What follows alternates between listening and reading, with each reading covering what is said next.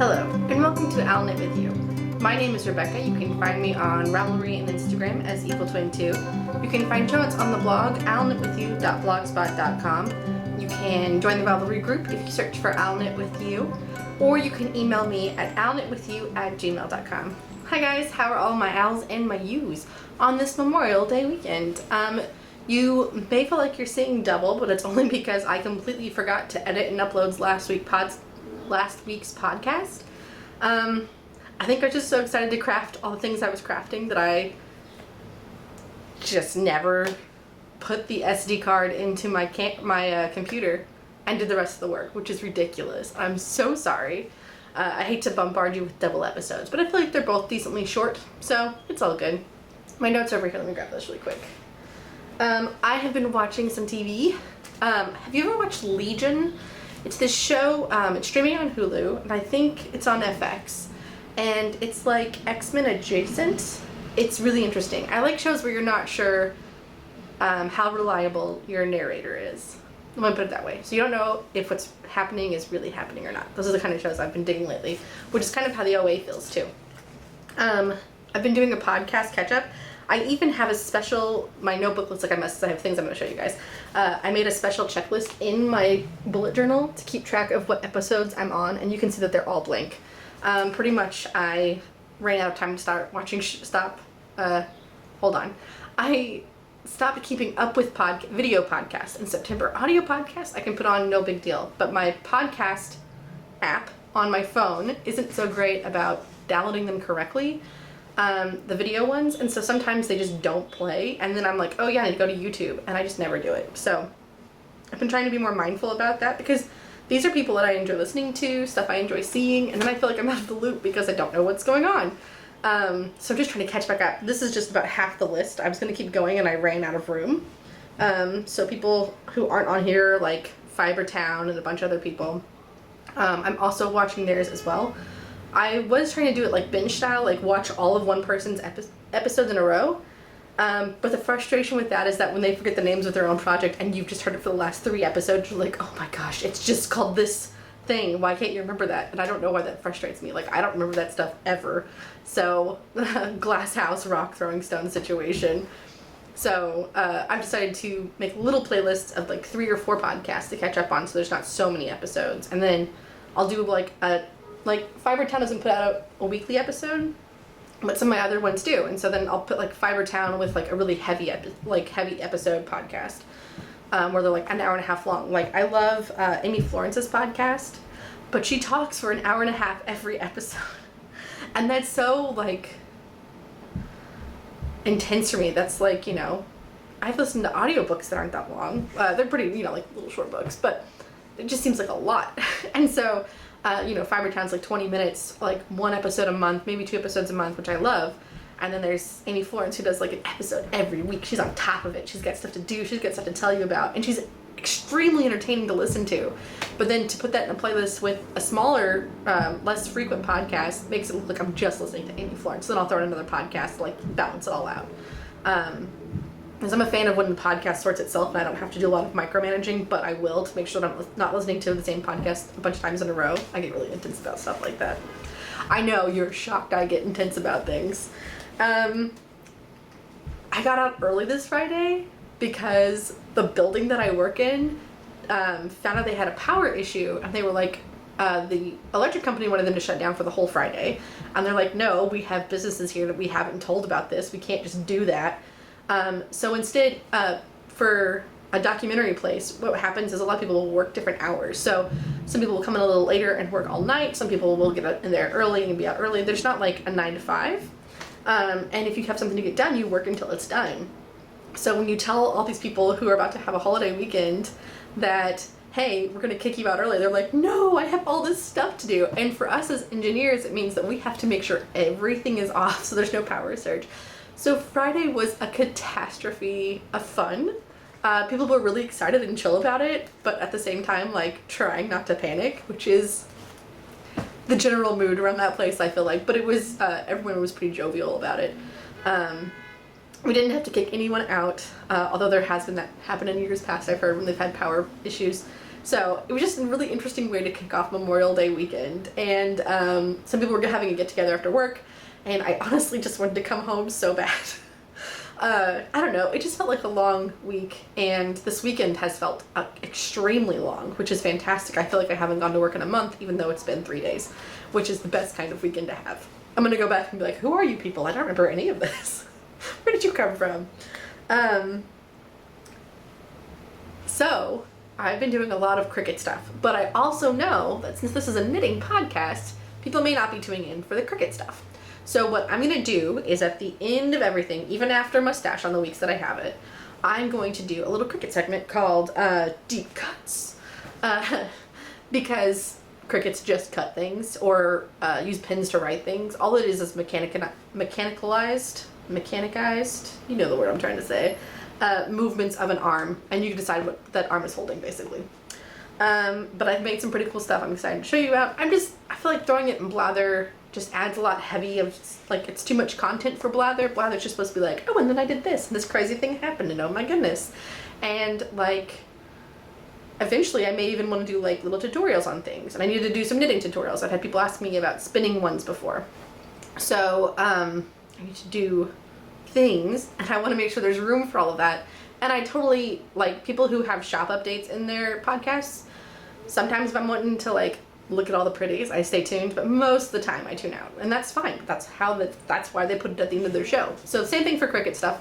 If you're not interested at all, which I don't blame you for, it'll now be after mustache, so you don't have to sit through me explaining how a machine moves its arm, and I'm so delighted by the way it did or did not move its arm. So, yeah. Let's move on to something else. Let's talk about some blobbins. So for a couple of months, I participated in, well, I paid for it. I don't know that I participated that much. What's the name? The Hip Strings Fiber Club shipments.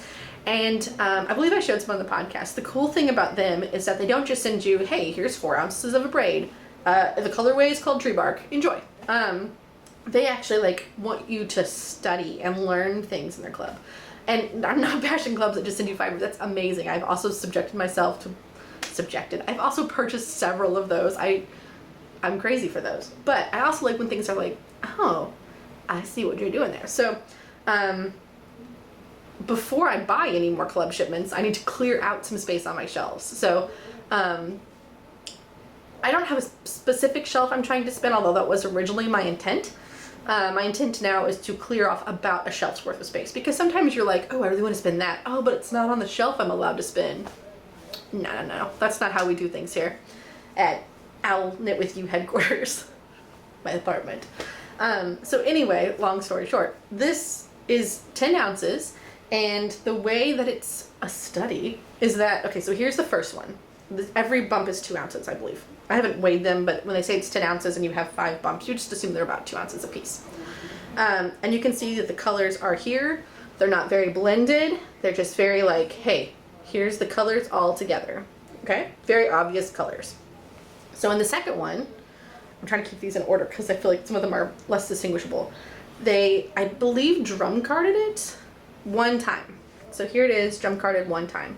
And now you can see that they're kind of getting blended together. It's a little less obvious. In fact, it looks like there's purples whenever it's more like a lavender, but it kind of becomes this pinky color. So then they send it through a second time. So 1 and 2. So now there's this big loop. 1 and 2 and 3. Siri's trying to talk to me, not you, girl. And now you can see like there's less definition, and you've got some color pops, but mostly just this muddly gray color, which I kind of adore. It reminds me of dryer lint in the best way. And then as you go on, it gets more and more flat, which is interesting. So then this is the next progression. This would be 2, 3 passes in a drum carder. Not a lot of color, but still pops of white, still pops of teal. If you look close enough, you can find them. And then 1, 2, 3, 4 passes in a drum carder. So this one looks pretty denim-y. Just a lot of muddle colors. But, so what I'm doing is, because bobbins, I'm splitting them in half, and then spinning 1 of each half, and I'll have 5 little 2-ounce skeins by the end of it. Approximately 2 ounces skeins by the end of it, depending on how well I do things. But because I want to, I don't know, move things along, because I want to keep momentum. That's a good word, because I want to keep my momentum going. I'm actually spinning 2 of the half bits on one bobbin. So I'm doing most blended to least blended. So this underneath has the most blended, you can't see any of it. And then this top level is the 3rd run through the drum carder. So you can see it really just looks super duper, I don't know, just put my hand directly behind it where no one can see it. Useful stuff here. It's just a lot of grays. I'm getting this really pink light from somewhere. Anyway, it's just a really denim-y look. Some grays, some browns, little bits of veg matter that pretty rare.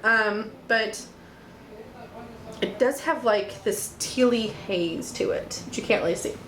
So I wanted to show this to you guys before I spun these other halves, because I wanted you to see what it looks like in its raw form. So, oh no, now I've just mixed those up and I don't know which one's which. You know what? I think it's this one. I can tell. I can see some stripes in this one that I can't see another one. So that seems less blended than this darker. It's the last like 2 are so indistinguishable to me. Like those look the same, but they're not. So that's the hard part. So what I'm gonna do, and because you never spin bobbins evenly, like there's always a little bit of something else somewhere else. Does that make sense? Like you always have a little bit more on one bobbin. Like it's never perfect, the exact amount of yardage on each one. So my idea is that yes, these are so close that if I crossed over a few like inches worth, yards worth, no one would really be able to tell. So the next bobbin I do, this is so yammery, I'm so sorry. The next bobbin will be the same thing, with the most blended on the bottom and the second to last one on top. And then I'll spin apply those together. But when I notice the transition, I'll cut the yarn and separate them. Will I be able to tell? That's a really interesting thought. I think in the next ones it'll be more obvious, and I'm okay with these 2 being one big braid, honestly, because they look so much like each other that I have such a hard time picking them apart as it is. So that's another reason I spun them together. I'm like, well, if I don't find a stopping point, if I don't find the clear, oh, here's where it changes point, this can be one big braid. Excuse me. So that's what Bobbins is doing. It's a long explanation, but I feel like now you know, and so as I go forward, like, I won't have to tell you every time.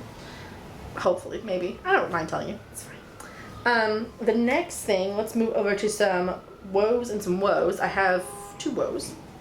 So, oh, whoa, you didn't.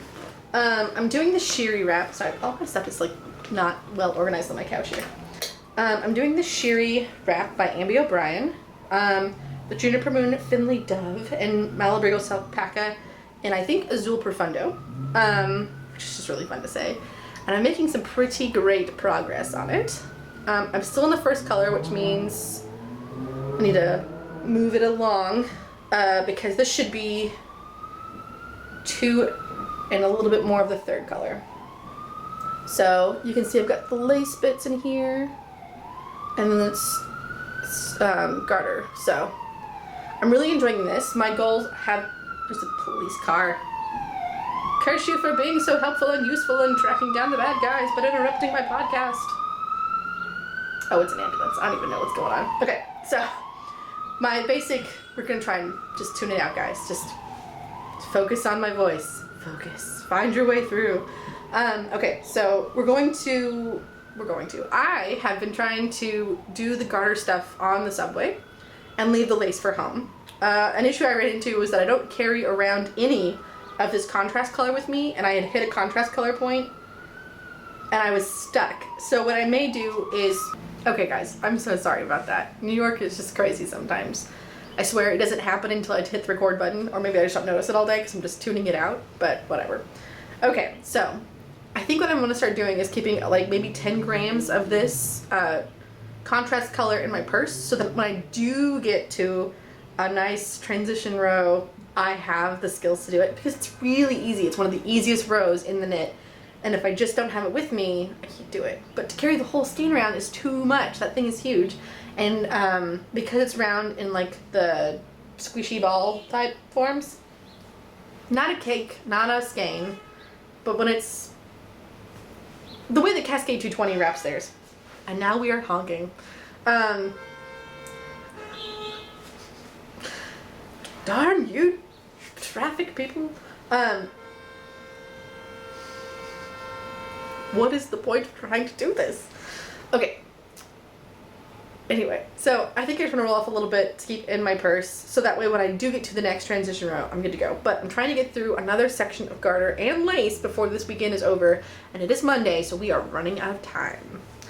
But I believe in me. Do you believe in me? I hope you do a little bit, so we'll see if it happens.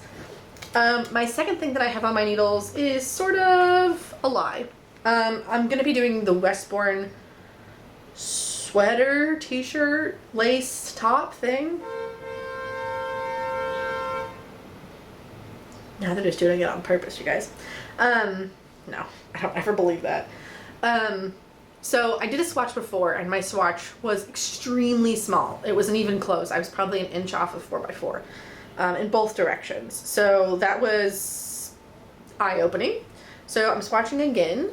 I haven't finished my swatch, so it's not even like a sweater. It's like half a swatch. But I got a headache earlier today, and I got mad. So I left my apartment to do my laundry, and then I decided to do a podcast. So I haven't finished my swatch yet, but hopefully I will today, and then I can start my sweater. I'm doing that for the Harry Potter Knit and Crochet House Cup, and since I'm doing it as an Order of the Phoenix, it's less than 3 months to knit this lace top, but I'm not doing sleeves, so it's really just gonna be like little cap sleeves and like top. But I wanted to have it done for SSK, which is in July and hot, so I could be covered but cute. And also I've never had knitwear I could wear at SSK because it's never occurred to me to knit summer things before. And I've been eyeing some really pretty, oh, there's a tiny clock sticker on my finger. I was like, what is on my hand? I'm just gonna put that over here. Sorry. Anyway, it's never occurred to me to knit things to wear at SSK, which is bonkers. So I would like to get some lace in my wardrobe that's wearable, and this is what I'm gonna do. So I'm thinking to knit one of these, this is my first one, and understand the pattern and do the cute stripes and make it happy and make it light and airy and wearable. And right now I'm 2 needle sizes up, so it starts on a 4, which had pretty see-through fabric. I showed you that before. And now I'm on 6s, so it should knit up really fast, hopefully. We'll just we'll see how this bad boy goes. I don't know if it'll work out, but you can't dream if you don't sleep. So you can't make the shirt if you don't even cast on, if you don't even swatch. So that's where we are. We're at the point of desperation of convincing ourselves it's gonna be fine. And it usually is, which is fine with me. So we do have a defeated foe, which I just plopped in my lap. I finished the test knit for Imagine Landscapes, and this thing is bigger than me. It is probably 12 feet long. I don't know. There is a stitch about to break free over here. Okay, I'll patch that up here in a minute. Yikes. So it is huge, it's beautiful, it's wonderful, it's 1,000,000 degrees outside and it's way too hot to wear this. That's fine. So I'm trying to make sure I don't lose this stitch while I talk to you guys. It looks like I split a stitch and then the other yarn broke and it hasn't fallen yet. So we are in luck. Except that these are gradients, so I don't have any more of this color hiding anywhere. So I'll just patch it up with something useful. It'll be fine. Anyway, sorry, you don't need to watch me play with my knitwear. It's huge, it's amazing, it's crazy long. If I put it around my neck, it reaches my toes, which means that this will be the most wrappable and most amazing shawl this winter.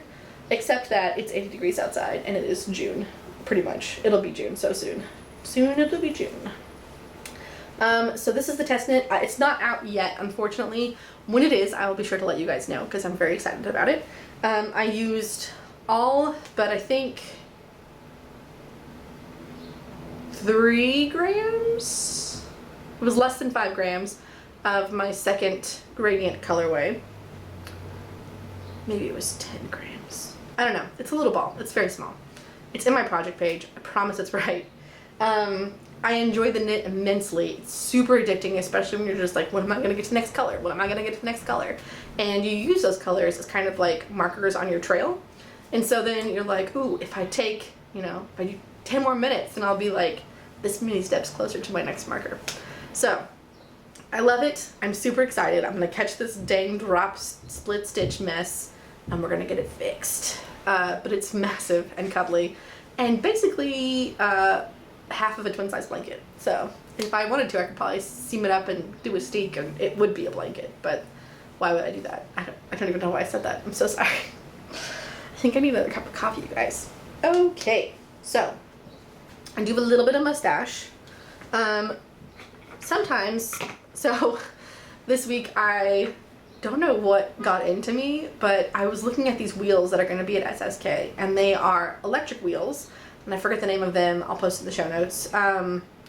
But they're supposed to be whisper quiet, which is very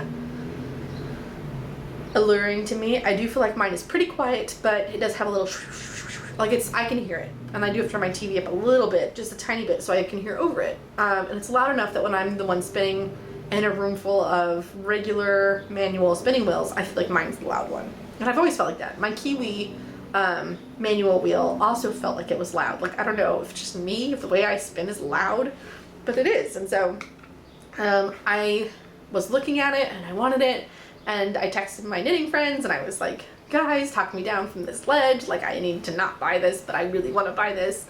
And they're great because sometimes they're like, oh no, I think you should totally buy this. And sometimes they're like, I think we need to have an intervention about your spending. So they're good people. So instead of buying the expensive wheel that I don't need, since I already have a working wheel and I don't have tons of space, like I don't need to have like 6 wheels here, I bought myself 3 new bobbins. So not only did I get to support the maker that I enjoy his products, it's Dreaming with Robots. It's Maurice. He does the electric eel wheels. I love them so much. I would rave about mine for the next 20 years if someone let me. And in fact, I probably will. His tech support is incredible. You can ask him a question on Ravelry and he's there like within the hour sometimes. So I decided to invest money in him by buying 3 more spindles, which I'm sure cost him almost nothing to make. So my wheel now feels more usable because I can do more spins and have storage stuff and things like that. And it's like a tiny fraction of the cost of the electric wheel I was looking at that I don't need. So I saved money, I backed someone I enjoy, I have a product that I already like, that I already know how it works, and I already feel comfortable with. So I think that was the smart decision. That's my mustache. So if you're just here for the knitting, that's totally fine. But if you want to watch some deep cuts, here we go. So along with deciding I need a new electric spinning wheel, I decided I needed a printer because of a landslide of things. Okay, so let's start from the top, shall we? I bought these adorable French, my brother calls them Frenchies. Is it a French Bulldog? Sticker from a local store called Morning Glory. They have all sorts of stuff there. And they do have some like planner stuff. So I got these super tiny stickers. And the nice thing is these fit on a bullet journal. They fit within this 1 square of dots. Which is about 1/4 of an inch. And all of a sudden, I was struck with a passion to make my own stickers with my Cricut. So I bought a really inexpensive Epson printer. It's the older model. It's whatever. Apparently, don't do the firmware update on the 440 model because then it will no longer take anything except for Epson ink. And I'm a big fan of buying knockoff cartridges because they work just fine. And they're usually 1/3 of the price because Epson separates pink, blue, and red, and yellow. Wait, how many cartridges are there?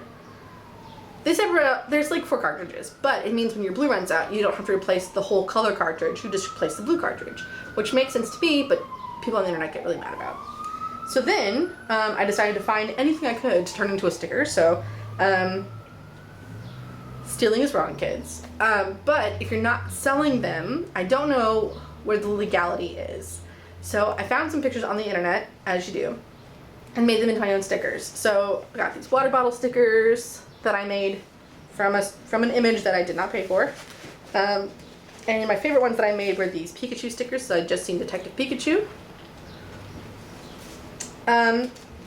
And then I remembered that when I had an Etsy store for planner stuff, the Fundamental Fox, which is no longer in existence, I bought a bunch of stuff off thehungryjpeg.com, which is a website where you can buy graphics of any kind. They even do SVGs for doing shirt prints, Cricut prints. They do fonts, they do like sets of packages, backgrounds for scrapbookers, all sorts of things. So I had bought one that was like the mega bundle for super cheap. Because I do like their bundles, because they'll bundle like a bunch of different packages together, and so it would have cost like $300, cost you $16.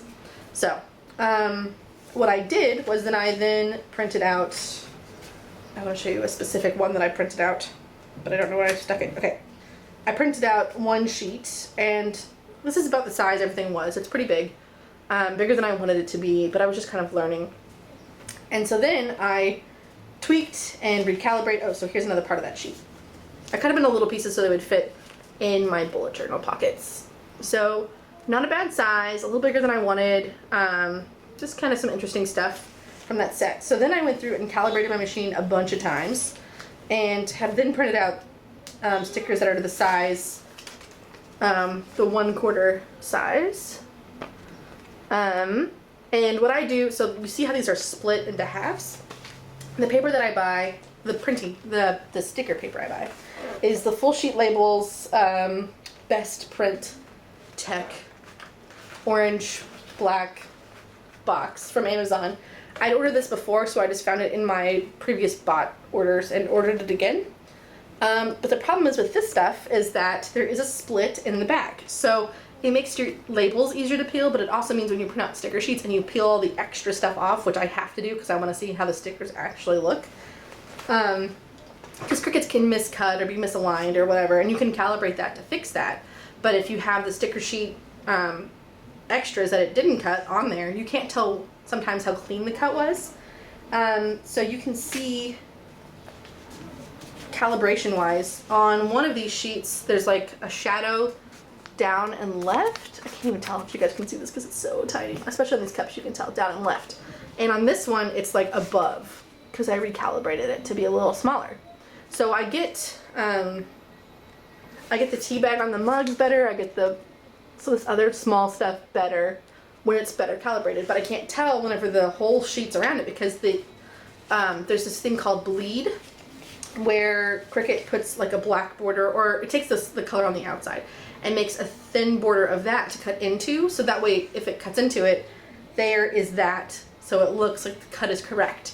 So you can't tell on these books or circles, even on the big ones, which I totally just had. Here we go. You can't tell that the cut was off because it still looks like a book, it still looks like a circle, there's not a lot of information there. But on these big ones especially, you can see the top has this black line around it, and some of the cuts are a little bit off.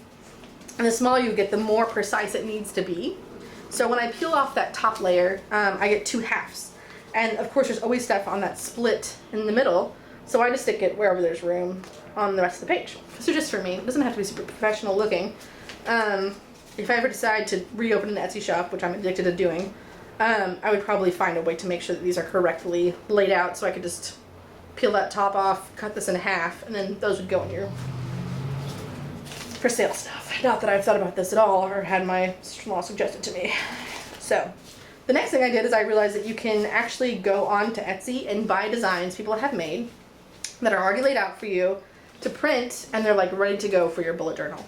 A lot of people use the Erin Condren, I think that's right, squares and layout. It's pretty popular. So there's like a bunch of squares and like things to fill in all the days.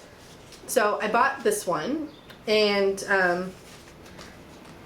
yeah, so I bought this one. I wish I had the full sheets to show you because this one is a little bit harder to show, all pulled apart. But you can see there's like boxes to write in and like water trackers and all the fun stuff on there. And I got so excited that I went ahead and put a bunch in my notebook just to see how it looked all laid out for the week. I like that they have printable washi tape in there so that way it matches your design perfectly. Yeah, it wasn't very much money. I think it was $2 for the whole set, and I can print them as many times as I want now that I own the print files for them. So my parents are camping this weekend at one of our favorite camping spots with their camper. Camp, how many times did I say the word camp? And I'm a little bit missing them right now, so I put extra stuff in my planner that was camping because of them, which just makes me really happy, so I get to see that all week. And I had lots of time sitting at my desk, so I did color opposite lines, which is just a lot for me. But that's how you can see how it lays out. I don't know if I'll, in the future, I don't know what I'll do next.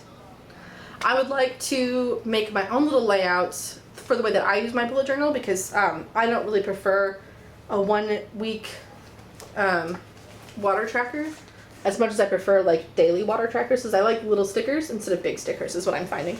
But the little stickers are harder to get cut correctly. So is it worth it? Another thing I might do is just kind of make stickers that are my size and then find ways to adjust those stickers to fit different themes. I don't know. I really want to explore more of this. I don't know that I'll have time today because I promised myself I would feel like my apartment was clean by the end of the weekend.